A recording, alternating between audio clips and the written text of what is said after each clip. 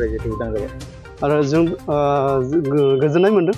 गोबां गोजोननाय मोनदों मानो होनब्ला दिनैहाय जोङो 10 बोसोर 6 माह जानानै जों माने बाहेरायाव फैनो मोनबाय बेनि थाखाय गोजोननाय मोनबाय बेसेबां बोसोर 10 बोसोर 6 माह 7 दिन जाबाय दिनैसिमाव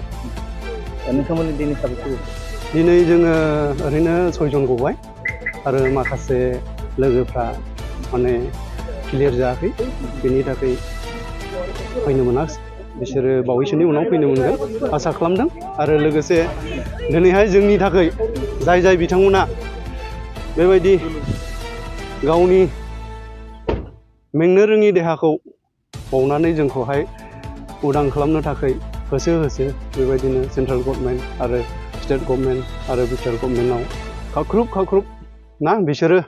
जोंनि थाखाय नाजाबाय आरो दिनै साक्सेस जाबाय आरो बेबायदिनो दिनैनि दिनाव मानगोनां हेमन्त बिश्व शर्मा सारखौ जों धन्यबाद होबाय आरो जोंनि माखासे बिटिआरनि बर' लिडारफोरखौबो जों धन्यबाद होबाय लोगोसे जोंनो बे बेल मारिनायाव जायहा फाइनान्स सापर्ट होबाय बिथां फेरेंगा बसुमतारी बिथांखौबो जों दिनैनि दिनाव आङो धन्यबाद होबाय हामबायसै